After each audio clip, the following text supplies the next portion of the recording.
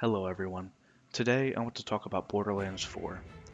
With a release expected this year, sometime in 2025, there's lots to look forward to and speculate about this upcoming game. This is a very big moment in the Borderlands series because this could really make or break the franchise. In Borderlands 4, we know we're going to get good guns, gameplay, and unique skill trees. We are still waiting on more information on the abilities of each Vault Hunter, which we should know in the next couple months. I think the number one thing Borderlands 4 needs to nail is the war that the Watcher teased in the pre-sequel. Many thought we would get that in Borderlands 3, but after finishing the story, that is definitely not the case, leading some people to call it a filler game.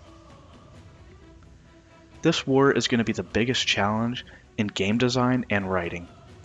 There needs to be real stakes, a menacing threat, and it needs to feel grand. I think the war we see in the trailers will be at the beginning of the game, and we watch the Timekeeper take out Queen Callus's army with ease, and maybe even killing her in the process as well. I think this is a good sign if true, because it'll start our villain off with a bang and set the tone for the rest of the game.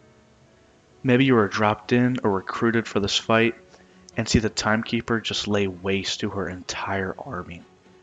The only thing left would be broken bandit masks and cybernetic limbs scattered everywhere across the battlefield.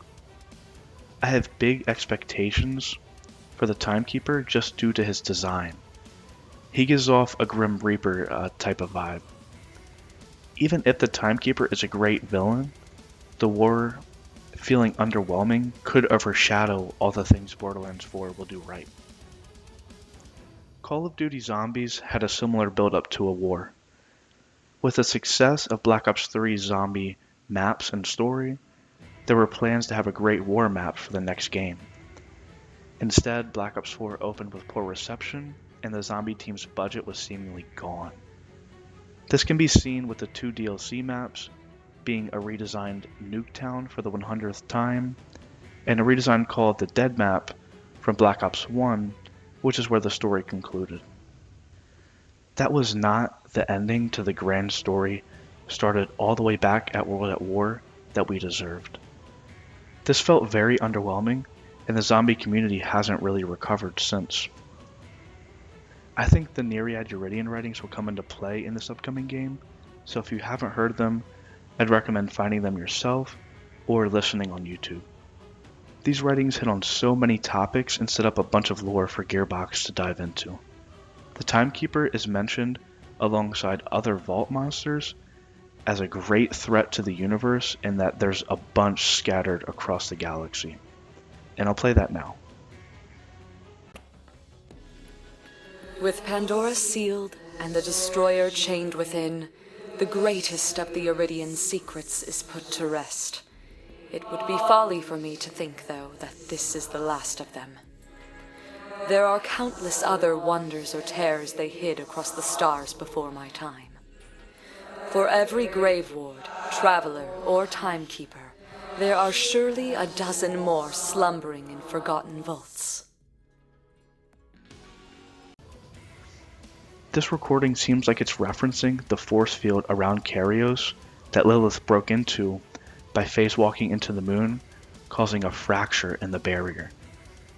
I think that when Lilith did this, she was traveling at such a speed with an ungodly force that she tore a fracture in space and time itself. I doubt the force field was right outside of Pandora the whole time for anyone to fly into. More like this was its own pocket of the universe without time or space affecting it.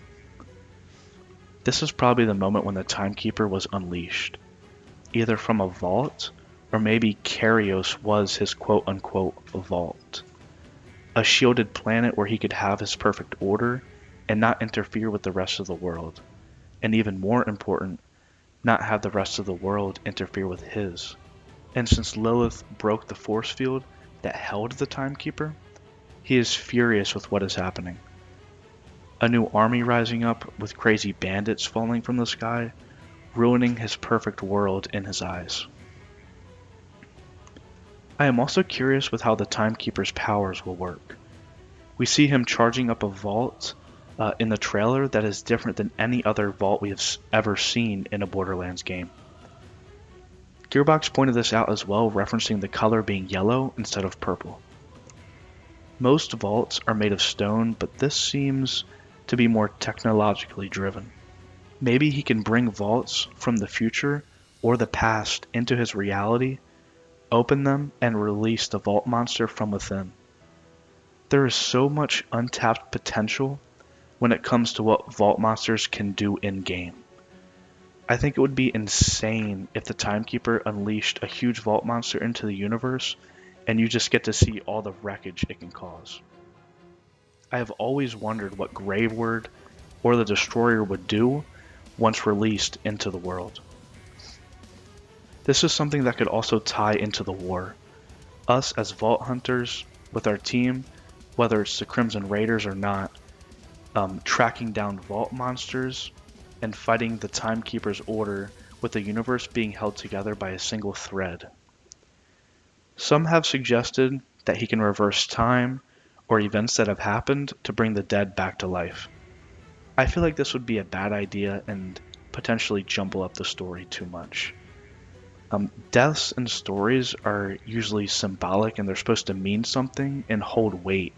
I feel like this would just be undoing all of that. They could make it work somehow, but it isn't what I would do. With that being said, this war needs to feel bigger than anything we have seen in a Borderlands game previous. I like to hear that we're getting a more serious tone, not to take the Borderlands DNA out, but just be less overly goofy. We need to feel the terror and destruction caused by this war and the Timekeeper.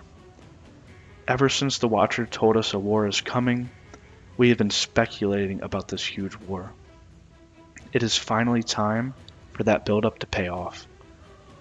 Thank you for watching, and please let me know what you think about Borderlands 4, the war, and the Timekeeper down below.